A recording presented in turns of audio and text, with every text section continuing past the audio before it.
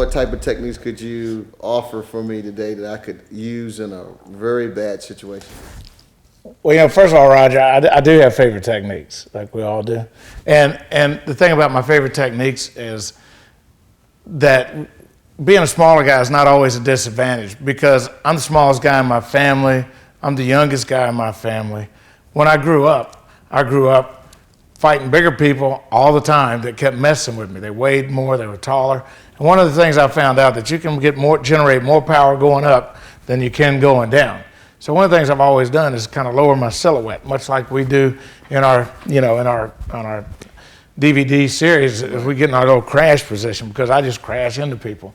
One of my very first and favorite techniques has always been a headbutt. I mean, I love to catch people with their mouth open, talking, and catch them with a headbutt. And that's typically when it's gone to that point where there's no way out of this fight. He may not have thrown his hands up yet, but some people, and you have to be aware that with some people, when and where they're probably going to attack you, now you have to be able to read their body signs, right? I mean, if a guy's just standing here like this, I'm not sure. But if he's as close as Roger as you are to me right now. Right. And back in Philly, he used to have his, what they call a gaucho punch. Guys will get in here because they don't, first of all, the closer you get, you can't see the hands. It's very difficult. The closer you get, it's hard to see the hands. You don't know what may come out. Right. Right? I mean, typically I'm going to conceal or teach you guys how to conceal weapons all over. As I love a spike. If I can just come out here and rip you in the groin, I will. And by you leaning forward, I'm just going to run my head straight into yours. And the reason I like that, because the crown bone is the thickest bone in the human body. And you can do a lot of damage. I've done it. I've hit guys in the face so hard, it shattered their nose, broke their cheekbones. I've cracked their jaw, lower jaws, knocked them off the hinges. I don't want to go crown bone to crown bone like this. Right. I want to get down low. It works out well for you. And if a guy's really tall, taller than anyone else, then you want to cause a reaction for him to bend. One of the ways I've always been able to set up my headbutts in a scenario where the guy's closer than the comfort zone where I really want him to be, but I want him to bend a little bit so I can get to him. But I know that he's going to bend, I've already got a time and plan out, I'm going to headbutt him, so the decision's already there. So they have the old groin flick, like this. Oh, they already bent. Your hands, no matter how tall the guy is, hang right where a guy's testicles hang, Right. That's his. We're different heights. His hangs where mine does. Mine hangs where his does. And we can line anybody else up in the room, and it's going to be the same way. So he's closer than I want him to be, and that's where people get all bold anyway. They're up here in your face, they're doing that. Boom, flick here, bang with the headbutt.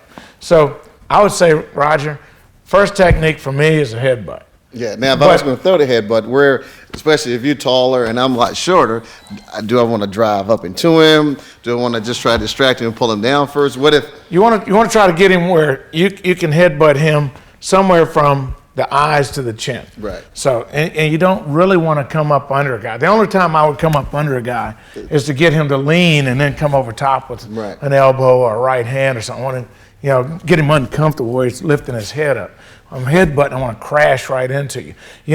I want to use my head as a battering ram, right? As a battering ram. So I want to flick and then bang, just like that. And if he bends, then you know what? I'll catch him in the temple, the side of the head.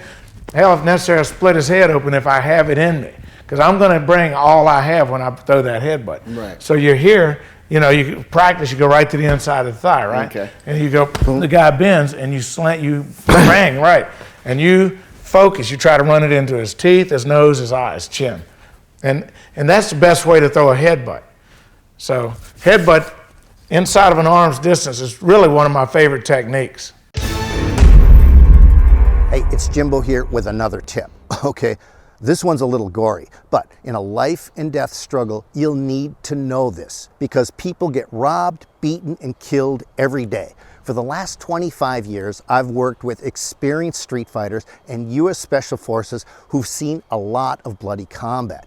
One Green Beret buddy of mine was telling me about the time he witnessed a man who was hacked to death by an opponent wielding a machete. What my friend found shocking was that the victim didn't even try to fight back. He just froze up in place and then soon afterwards was killed. Okay, this so-called brain freeze is actually quite common in deadly combat, and so we put together a video to help you with a couple of things. Number one, how to avoid freezing up in a potentially lethal confrontation. And number two, you'll discover a handful of simple military moves that can kill a man using nothing but your bare hands. The moves you'll discover are brutal and lethal. I would show them to you right now, but this lethal lesson has been banned from this platform. If I showed it to you here, they would shut down this channel for sure. So I hosted the video on a different platform. It's free. You can get to the link in the description right now to get it for free. Get there now. Yeah, it's brutal, but when your life is on the line, this is priceless stuff. Okay, let's move on to our next tip.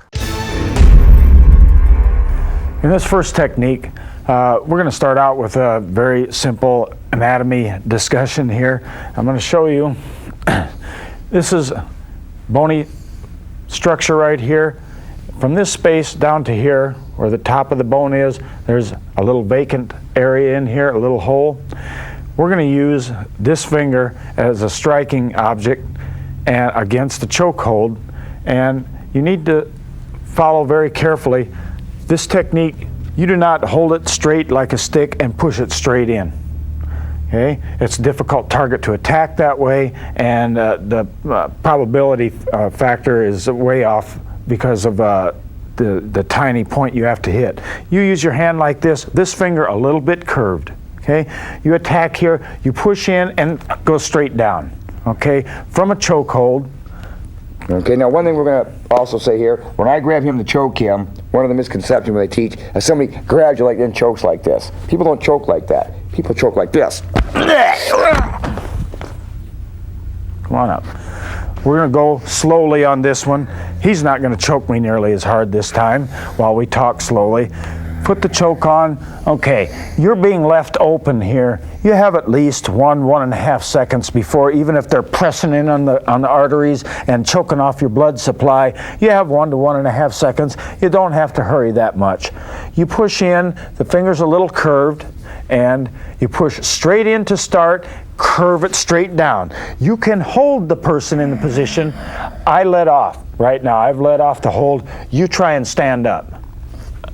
He stays right back down. It's a controlling hold, but that isn't what we want you to use it for. You put the person down, use a knee to the face, turn and go. You've conquered this confrontation. Okay, come on. One more time. Choke. Full bore. Choke. Hold on. This time, his shirt. Come on, back up in the way. We're going to show this.